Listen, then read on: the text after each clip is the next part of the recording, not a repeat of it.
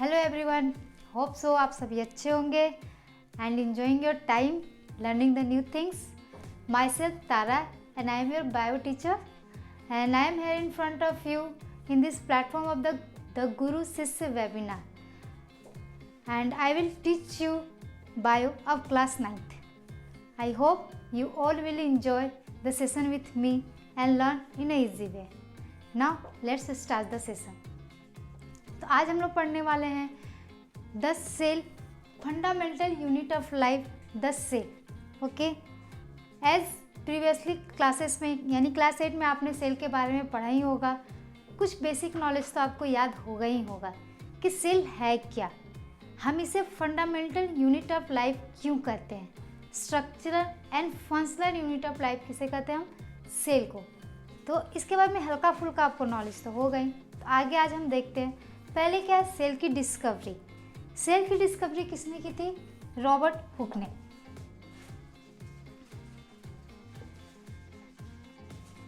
इन 1665 obviously उन्होंने ये discovery कैसे की थी आप सभी को याद ही होगा.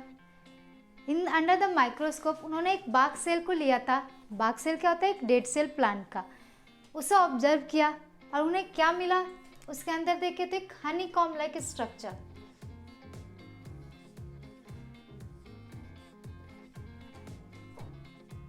इस स्ट्रक्चर में उन्होंने क्या ऑब्जर्व किया कि बहुत सारे ऐसे हनी कॉम्ब स्ट्रक्चर एक दूसरे से कनेक्टेड है. Just we can say that this is this under the slide.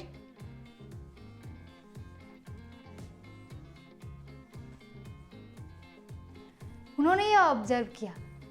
इसमें क्या पाया उन्होंने? बहुत सारे छोटे छोटे कंपार्टमेंट हैं और ये एक दूसरे से जुड़े हुए हैं. उन्होंने एक कंपार्टमेंट को क्या बोला? सेल यानी लिटिल बॉक्स, और ये एक दूसरे से कनेक्टेड है. Further with the help of advance microscope हम लिविंग सेल्स को ऑब्जर्व कर पाए और उसके बारे में आज हम बहुत कुछ जानते हैं. Okay, so let's continue. Now cells are called basic and structural and functional unit of life. Why? आपको ये भी याद होगा कि cells a group of cells क्या फॉर्म करते हैं? Tissue, and group of tissue organs, and group of organs organism. यानी हर कुछ शुरुआत कहाँ से हो रही है? एक सेल से. हमारे यूनिवर्स में एक फ्री लिविंग सेल्स भी अपना all day to day activities single cell में कैरी करता है. यानी वो फ्री लिविंग एक सेल ऑर्गेनिज्म भी है. और इस यूनिवर्स में वैसे लोग भी हैं जो ग्रुप ऑफ सेल्स से बने हुए हैं. जैसे कि हम human being, we are multi cellular and unicellular are also present in the universe. तो हम क्या कह सकते हैं कि यूनिसेलुलर ऑर्गेनिज्म जो है वो भी एग्जिस्ट कर रहा है और हम जैसे मल्टी सेलुलर ऑर्गेनिज्म भी एग्जिस्ट कर रहे हैं. यानी कि on the basis of cells number हम कह सकते हैं कि ऑर्गेनिज्म दो पार्ट में हम डिवाइड कर सकते हैं. पहला unicellular and second is multi cellular. In unicellular हम बेस्ट एग्जाम्पल लेते हैं एमोइबा का. याद है एमोइबा? इसका स्ट्रक्चर कैसा होता है? Any rough structure. ये एक सिंगल सेल ऑर्गेनिज्म होता है. सिंगल सेल, और इसकी एक्टिविटीज हर चीज़ एक सिंगल सेल के द्वारा ही पूरी की जाती है. जस्ट लाइक अगर हम बात करें अपनी तो क्या है हमारा? फूडिंग. फूड भी हो खा रहा है वो, एक्सक्रीशन भी. उसके बाद इसका all day to day life जो एक्टिविटीज़ है वो सिंगल सेल ही परफॉर्म कर रहे हैं. यानी जैसे हम बोल सकते हैं हमारे सर्वाइवल के लिए, एनर्जी के लिए फूड जरूरी है यानी खाना जरूरी है. डाइजेशन बोल सकते हैं, एक्सक्रीशन बोल सकते हैं. तो ये सारा एक सेल ही परफॉर्म कर रहा है. लेकिन in human being another to another organ इसे परफॉर्म कर रहा है. हमारा अलग से डाइजेस्टिव सिस्टम है. हमारे ब्लड को फ्लो करने के लिए हमारे अंदर लंग्स और हार्ट का कम्बिनेशन चल रहा है. हम ऑक्सीजन ब्रीथ कर रहे हैं, उसके लिए लंग्स है. हमारे सेल्स सेंसरी नर्व्स के लिए हैं. तो ये हर एक फंक्शन हमारा अलग अलग सेल्स और ग्रुप ऑफ ऑर्गन्स उसे परफॉर्म करे. लेकिन ये एमोइबा क्या है? अपना सर्वाइवल के लिए जो फैक्ट चाहिए वो एक सिंगल सेल ही परफॉर्म करता है. तो ये है यूनिसेलुलर और हम human being multi cellular. So let's move to the another topic. Cells are made up of what? अगर हम बात करें कि ये सेल एक बना है, किन चीज़ों का बना है? पहले हम देखते हैं एक नॉर्मल सेल। मान लेते हैं एक सेल एक ऑर्गेनिज्म का है, you can say bacteria.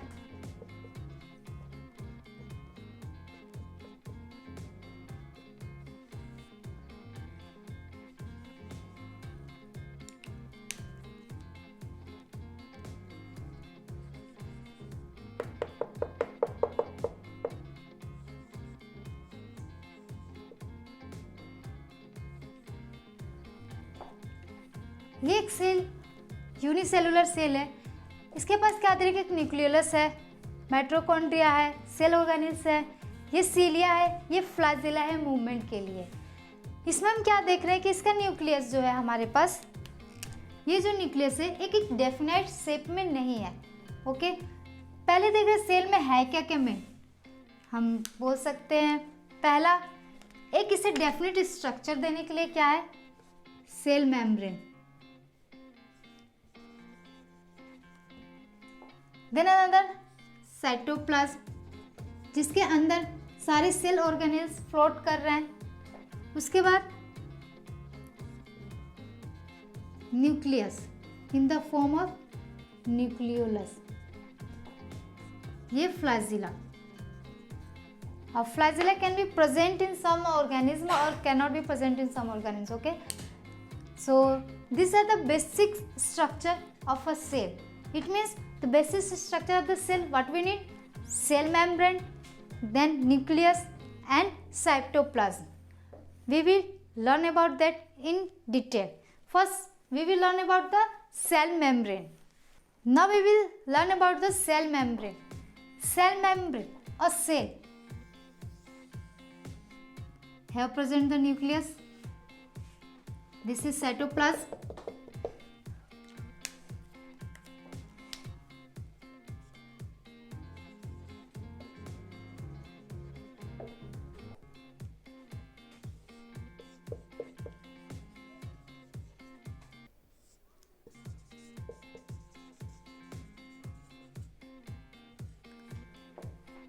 Cell membrane, ये सेल मेम्ब्रेन क्या कर रहा है? ये हमारे एक सेल को डेफिनेट शेप प्रोवाइड कर रहा है.